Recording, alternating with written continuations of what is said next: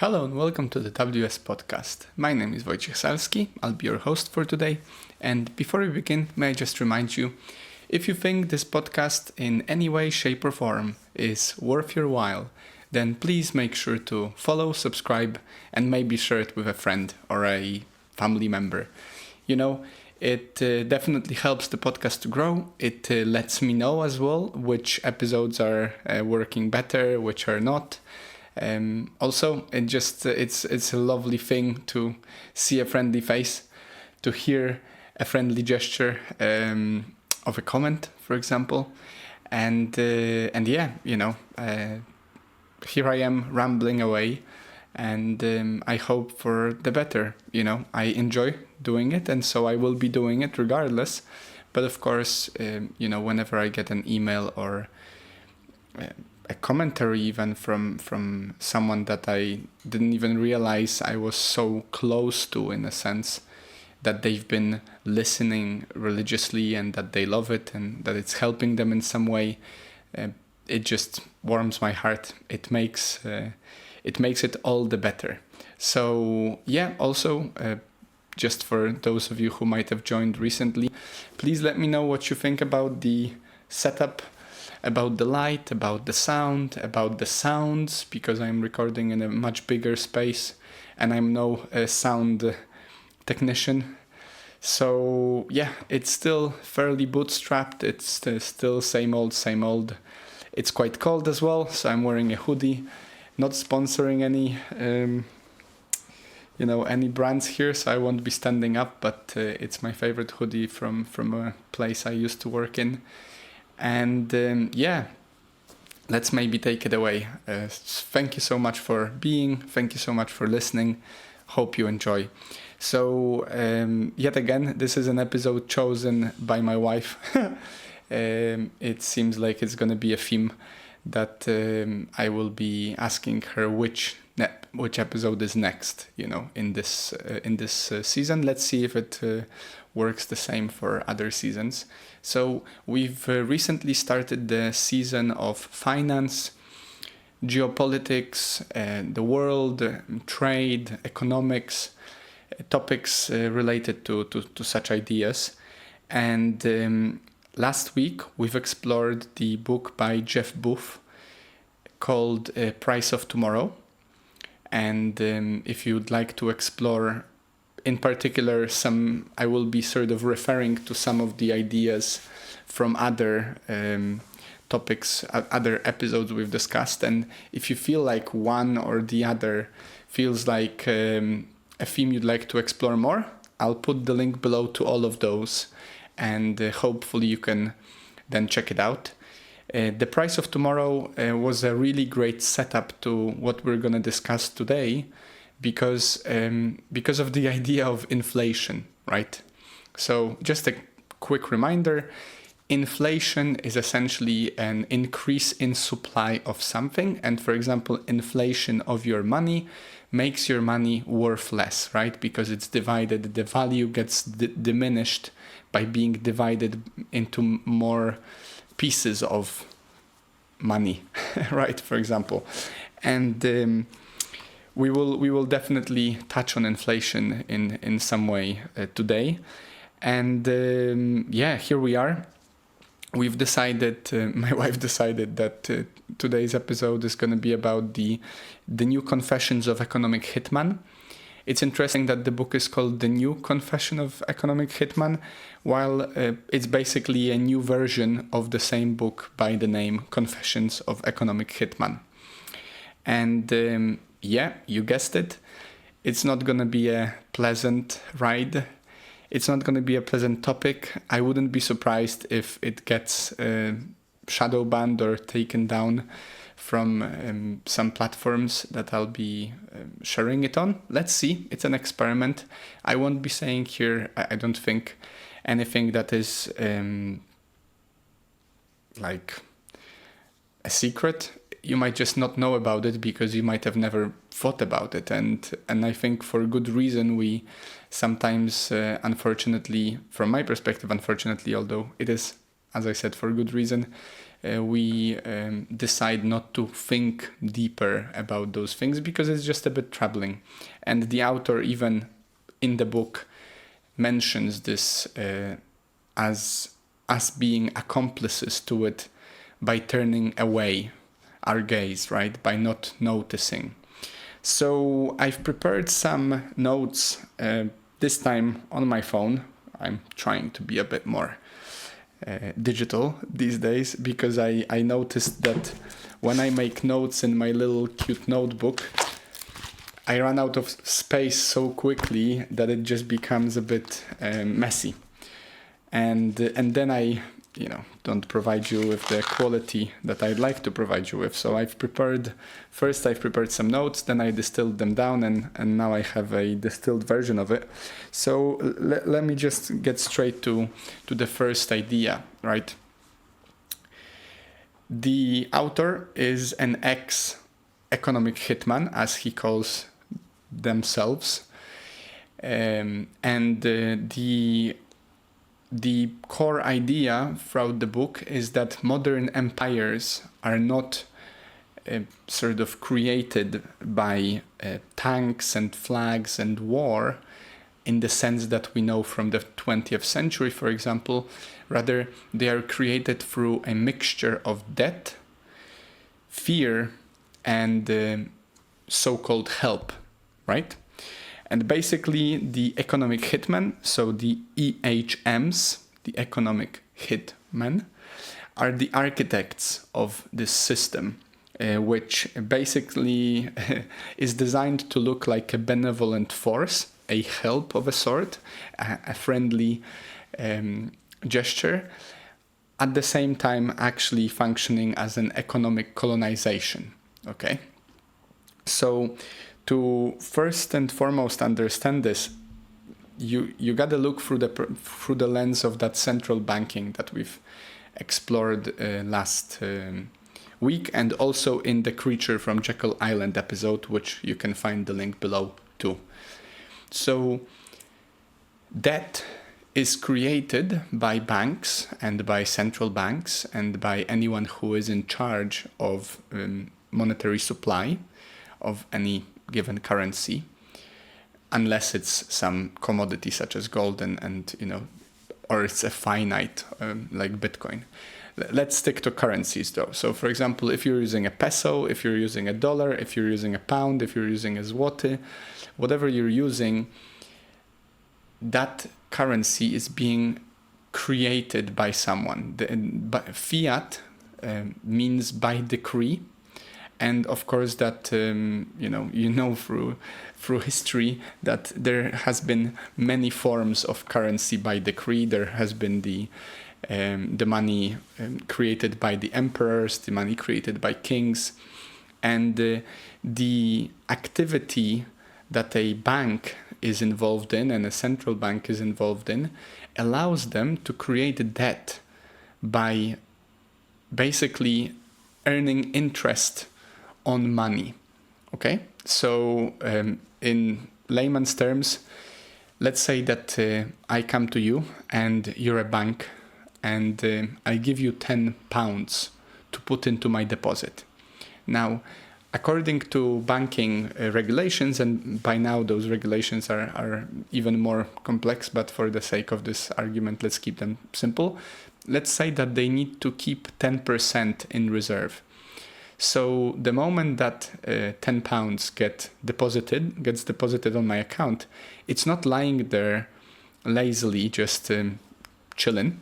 Instead, what the bank can do is it can lend £9 of that back into someone else who came to the bank to get a loan, and the bank will do it with interest, okay? So the interest rate is the rate that the bank in that situation will earn on this transaction. But remember, there was no actual productive activity taking place. And suddenly, out of the £10, you find that, let's say the interest is 10%, there is already £11 in circulation, okay? Because the person will take out £9 loan and put £1 back as the interest. And remember that £1 is still back in the bank at the time. So as you can see, naturally it inflates the money supply. Even without anyone clicking the so-called printer to go burr, as people like to describe it, in our digital era, it's simply by bookkeeping that one can create money out of thin air. Okay, and of course it takes away the value of the money that everyone holds by adding more, by diluting it more, by adding more of these pieces into the pool. Now, the thing is though, whoever is taking on debt will then have to pay it back, okay? And the trap of interest rate that one might encounter is that if you cannot pay back money on time, over time, if you've been in that situation before, you certainly know, and if you haven't, good for you. Over time, you will find that you will be paying back more and more. The longer the period of the money that is yet to be paid back is accruing interest, the higher that interest will go. It's a compounding effect. Remember, it can work to your advantage or disadvantage. We've talked about that in Let's Talk About Money episode and why you shouldn't buy Bitcoin episode. It's the basics of interest. Interest can work for you. For example, if you invest in something and there is an interest rate of 10% per year, every next year that investment stays there, you're accruing more and more compounding. You're compounding the effect of your investment. In the same way, it goes the other way around. If you take on debt, the longer you make the effort to pay it back, the greater it becomes. And for example, if you don't have a mortgage just yet, if you decide to take a mortgage in the future, maybe you already did, you will know, or you should know, that when you take on a mortgage, for example, for £200,000, what you will pay back over time will be more than that, because there is interest included, right? You borrow money from the bank and the bank earns on that borrowed money, and you pay back, let's say, I don't know, £300,000, right? So if you had cash of 200,000 to your name at the time, you didn't have to take on the loan, and so you didn't have to pay that additional 100,000 for interest.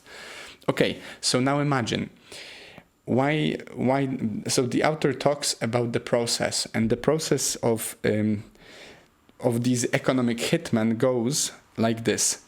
First of all, the economists, usually a group of professionals with some great opportunities, would arrive at a developing country, and they would prepare a proposal that shows just how beneficial it will be for that country to go into debt by investing in the infrastructure, in the different mega projects, and they will show all those statistical projections of what this investment will do for the country. And if you assume that a local king or a local, whatever, president wants the best for their country, they might fall prey to it by looking at the plans and being like, wow, this is amazing, the World Bank will be the one lending the money. You'll get the money from the World Bank to invest, and of course there are some steps and regulations that you're gonna have to go through. But for example, it sounds like a great deal, right? Someone will give you money so you can develop, and what you do in exchange is you pay back a certain rate of interest over time, and potentially you allow some of the contractors from a certain sector to come and work in your country. And of course that, it can be perceived as a way of super fasting, like increasing the speed and efficiency of your development, of course, right? Because suddenly you have that additional resource to use. and you can use that money to hire contractors to get the materials, and you can, let's say, build roads, build some great structures for football fields, whatever it is, whatever the project might be. And this is the first step, right? So the first step is to get them in debt. The moment someone is indebted, the author says that you allow the project to start, you hire contractors that are actually collaborating. They are companies, big conglomerates, which are the ones being hired to perform the certain work, which is also what the author actually points out as a big travesty of the process, where actually local communities do not benefit from opportunities to work because the contractors would bring their own workers from abroad just for the contract to go forth. And then over time, the more they work through the project, the more is being done, the longest it takes, the longest that interest gets accrued. And at some point, when they feel that when the economic hitmen feel that they have milked all they could from the country by actually, taking out all that money in the form of interest and getting all these projects and whipping up so much debt there, basically, maybe prolonging some of the works. We all know that work does not necessarily go to plan, and especially in construction projects, it's very often that projects get delayed, and you have to pay the workers and stuff like that. You encounter some troubles. Then at some point, those same economists who came to the president and told him all these amazing plans will come back and present to him just how much he will fall short because of his indebtedness right now, and because of the interest ballooning, and because of all these things that they didn't see coming, but they happened. And they will essentially put on the table this eerie sort of deal, right? They will kind of blackmail the leader by saying, well, now you're in such a debt that you either default on that debt, and to default on a debt means that someone will write off your debt, but in exchange for, some sort of assets, let's say that you have to sell off a part of the land, or you have to get rid of some gold or whatever, you'll either default on the debt, or you can stay on, and we can pretend that that's not a problem, but now you're working for us, okay? And they start to make demands. And even worse so, the more demands they make, and the more demands are being fulfilled by the leader, the more intertwined he is with them, and so it will be more difficult for him to get out. And then that blackmail can follow, right? Because if the leader would indebt his country so greatly and then go public to agree on it, he's risking his job or maybe his life even. And this is a great stick that they can use to basically instill that fear into the leader and take over the country, right? So not only did they suck out the resources and suck out the money to begin with, but now they actually own, like enslaved that leader's that country, right? And this is what the author describes as this sort of extortion procedure, this indebtedness. And the important thing to note here is that what author mentions is that they operate on behalf of corporatocracy, which is basically a mixture of global elites, multinational corporations, and financial institutions working together. And it's the whole procedure and the way it's structured is designed to maintain this plausible deniability, right? It's not any one bank, it's not any one company, it's not any one country. there is always someone that is being a contractor of a, somehow unrelated, but not really. And of course, you cannot blame the economist because he was just talking. He didn't actually do anything. Of course, you cannot blame solely the construction worker because, he was working by the plan. You cannot blame the bank because maybe, they believed in your project and so forth. So everyone is covered. And the leader essentially took on the debt that it turns out it was never to be repaid anyway. And now he's in a bind. And the author also mentions the three-tier enforcement level, making this even more eerie, really, which the quote here is, "If the economic hitman fails, the Jackal steps in. If that fails, the military arrives." Jackals are essentially here, for the purposes of the book, mercenaries. Basically, men, and not only probably that are sent to a certain country, maybe to perform a coup, maybe to take out that leader when the leader rebels against this, enslavement that he's, maybe he doesn't want to accept the blackmail, so they will have to take someone out. So the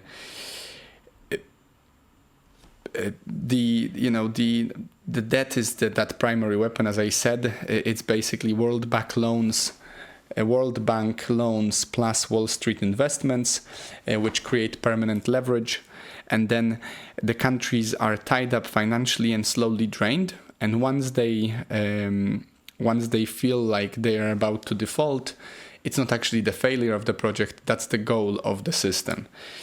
And of course, I mentioned that they are using statistics as a tool of deception. And if you've not yet realized that statistics can be manipulated, and not in a sense that they will change the data points, but in a sense that they will change the way the data is presented, so it actually shows a different outcome, then I would encourage you, with all due respect, to wake up and to look it up yourself, because that applies to many other things, not only Economic Hitman.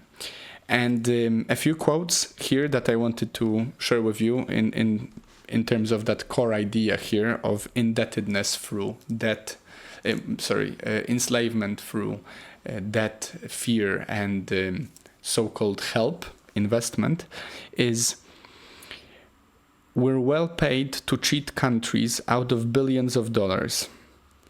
If the economic hitman was completely successful, the debtor would default and become indebted forever. Statistics can be manipulated to fit the needs of the statistician. Humor is the reason they use the term economic hitman. Who would believe it?" Now, the second theme explored in the book, and actually the author mentioned that the book for him became like a insurance policy, and he decided to publish it because that way he is sort of covered, that if anything happens to him, it's obvious who did it. So it's basically this idea of good intentions and complicity, and basically how ordinary people become instruments of harm. Because he started, like I think hopefully majority of people starts, believing that for a good cause he's gonna make the world a better place. And he applied to a bunch of jobs as an economist, and he got this position at a consultancy firm. And soon enough, he started working for the World Bank as the economist. And the thing is here, economic hitmen start mostly as people who believe that they're doing good, until the system sort of closures on them, and then they realize that they are not doing exactly the right thing. And the question is, what will you do about it, especially if you're already tied so deeply into? And of course, yet again, plausible deniability. I mean, each and every one of us, I think, can guilty of that same problem, where we manage with our amazing wisdom and smartness to cheat ourselves out of thinking that we're the one to blame, right? We maybe we use the excuse that we were just following orders, as many Nazi soldiers did, or as any soldiers out there who committed atrocities often say. Or maybe we just didn't know, or we didn't understand.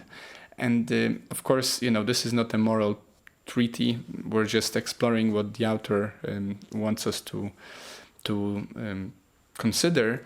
But his point on this part of the book, is that majority of them started out as idealists and believing that they're doing well. And then later on, it's just a question of, will you stay complicit? Will you participate? Will you be lulled when in the comfort and, of course, extreme amounts of money? Because remember that this is not the kind of job that doesn't pay well. He said, once aware, it was already too late. He was a made man. Of course, as I said, the thing is, everyone believes that they are doing the right thing, right? If you ask even the most, what you might perceive as the greatest atrocity, the person who committed it, unless it's some extreme case of violent crime, even then, I think, oftentimes people will think that they did the right thing. From their perspective, it seemed like the right thing. And of course, the role of fear here is great, because the moment you realize you're a part of this sort of evil cabal, you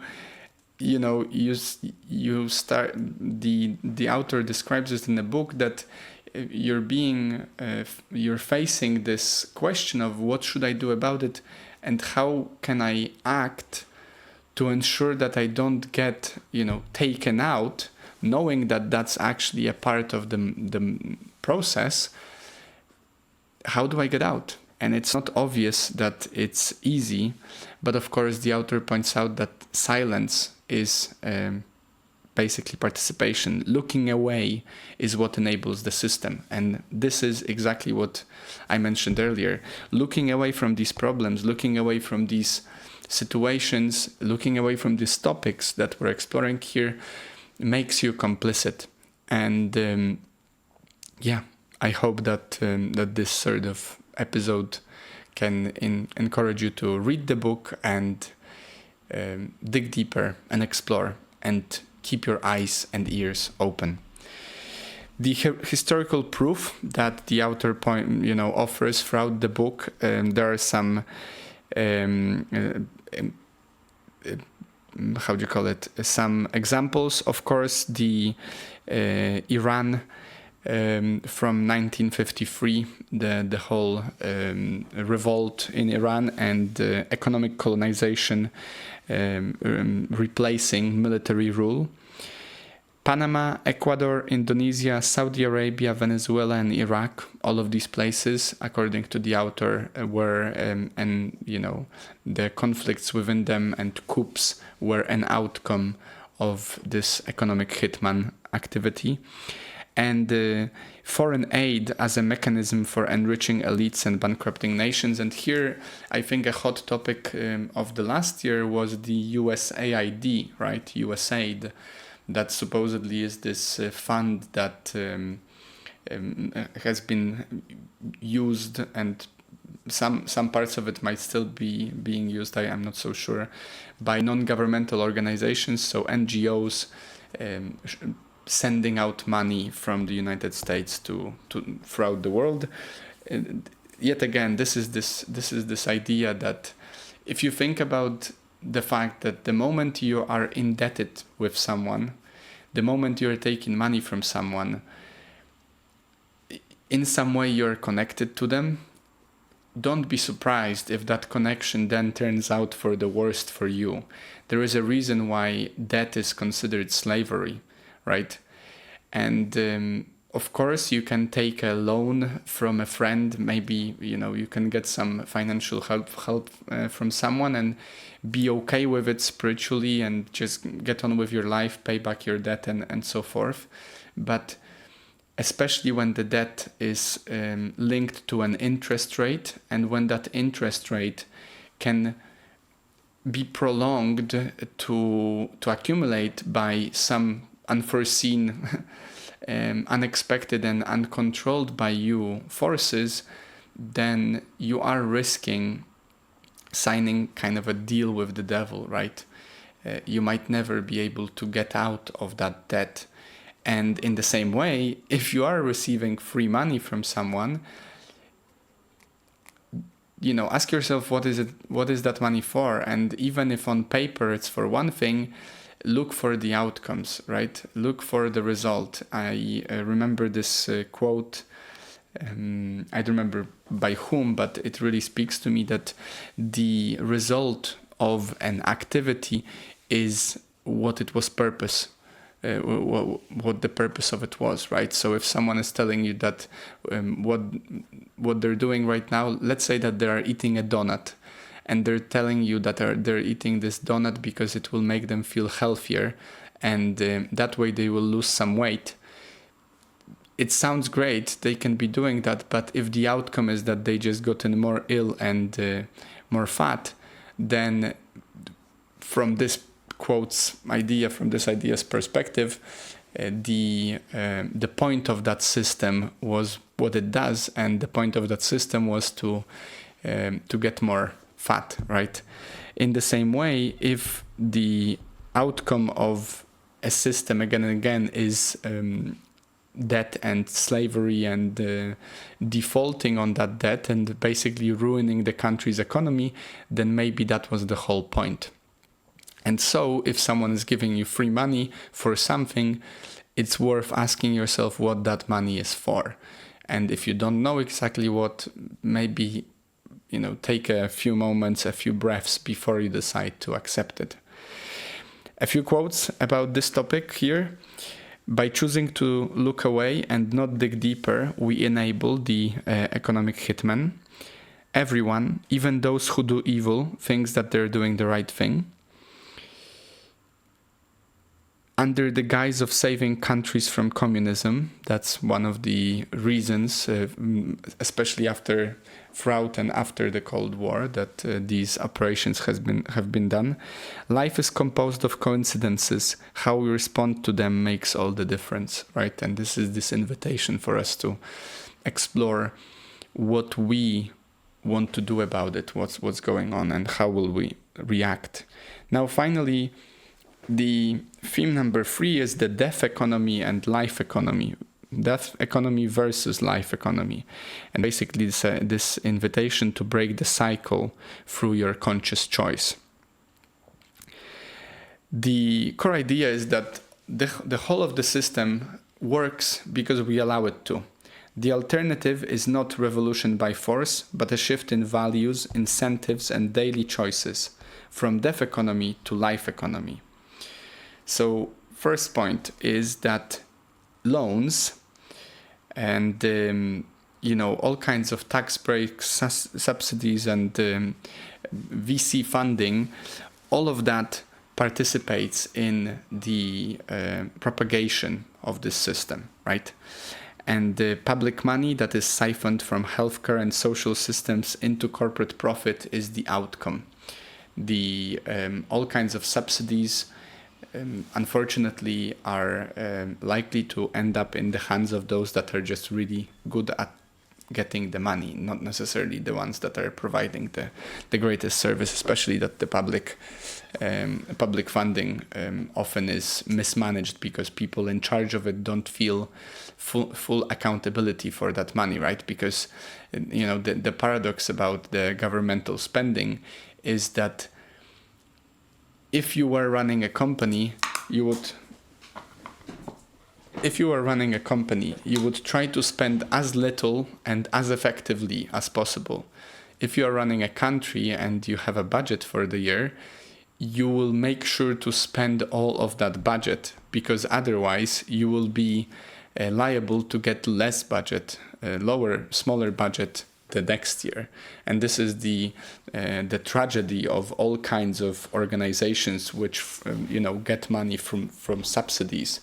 If every time I apply for some money to be offered to me for free, for a grant every year for my business, then I will always try to apply for the maximum amount. And of course, for that money to appear, taxes must be higher, and of course, yet again, the money has to be printed.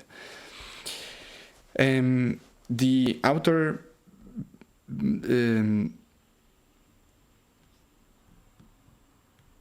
so the author here invites as well us to consider the illusion of powerlessness. The illusion of powerlessness. So, of course, the system basically relies on us behaving the way we do and not changing. And it relies on us consuming, investing, and not paying any attention to real levels of power. And, the important thing is to reframe that empire, that the old pillars of fear, debt, insufficiency, and division should be instead changed for courage, generosity, sustainable abundance, and compassion. Now, on that point, it's easier said than done, and I actually have a full list of actionable steps that the author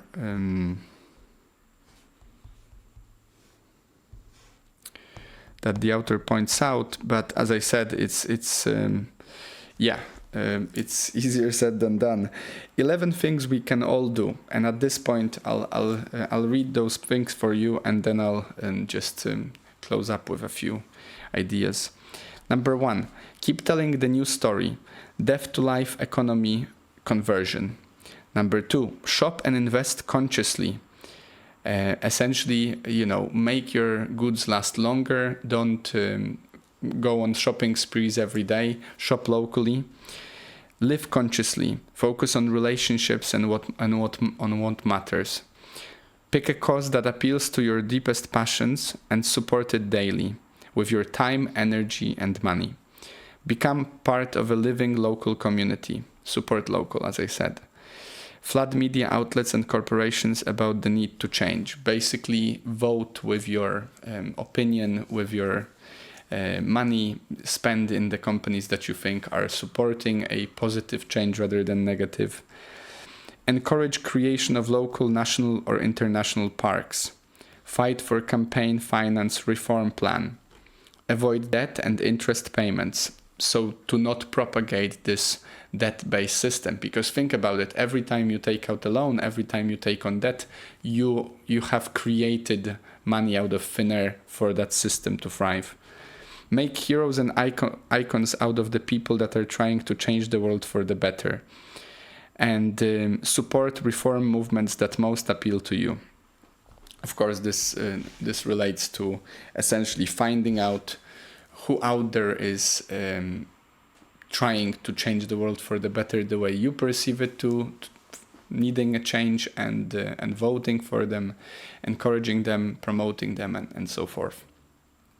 Now, saying all that, from my perspective, the first and foremost thing we all should do is to acknowledge these things.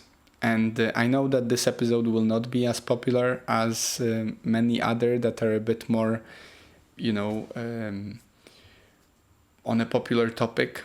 I know that even among my friends, even bringing up these ideas, these observations, really these facts, can seem sometimes by some as being a party pooper, kind of picking up a very heavy topic, discussing things that are disgusting and upsetting, and in many ways just it might just be more pleasant not to look at it, right?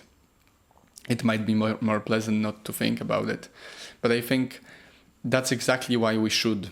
And as I said, the book itself explores the topic in an in-depth and a very, I think, eloquent manner. It's also quite pleasant to read. It's not one of those dry reads. I actually listened to it and I enjoyed it. I listened to it over 2 or 3 flights, so it's not the longest one as well. In terms of what we can do today, and this is my invitation for you for the next week, for the coming days, and for the coming months, years, is ask yourself whenever you are,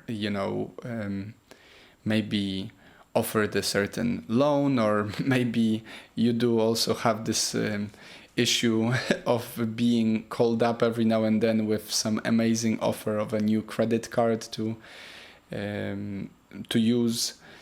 Maybe when you're seeing the deals, when you're looking at a new car to buy, when you might be browsing some mortgage options for your next home and so forth. Every time you do that, remember this idea of the debt and its slavery and enslavement, and ask yourself, what can I do to make my debt as little as possible? What can I do to maybe not propagate this system, not to promote it further? And of course, it's easier said than done. Same with all those big corporations that are obviously playing a part.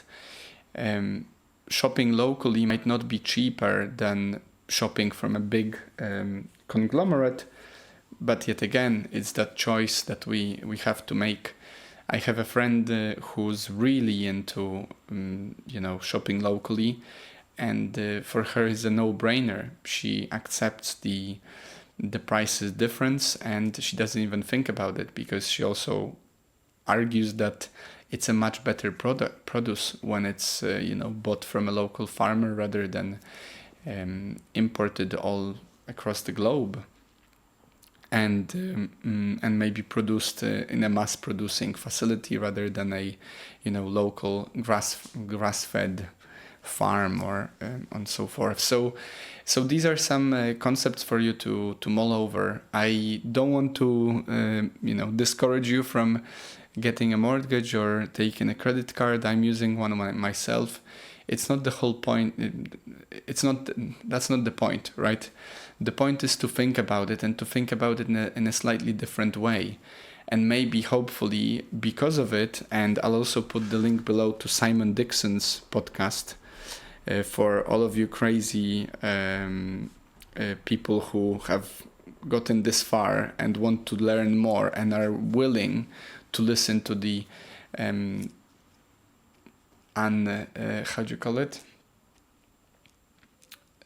uncomfortable truth. Oh, that's the right one.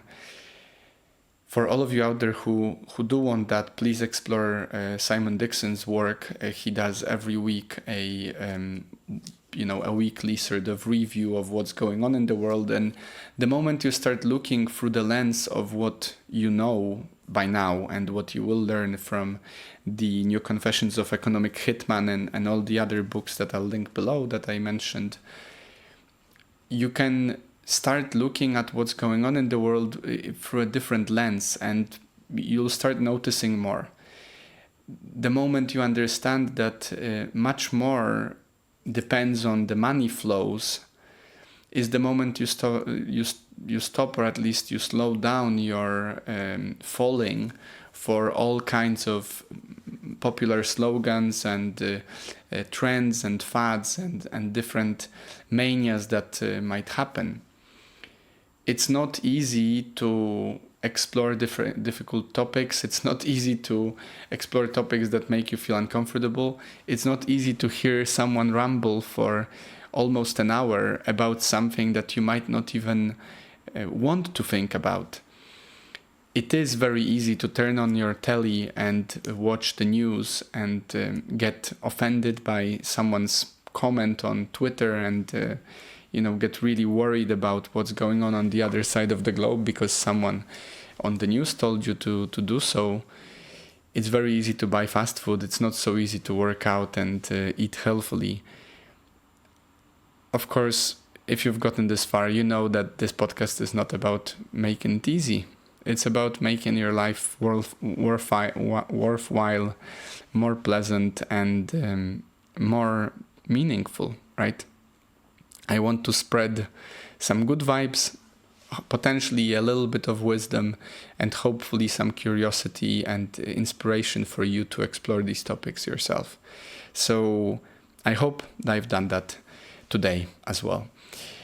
So yeah, have a think about it all. Let me know as well. Feel free to send me an email. Thank you so much for all of you who are.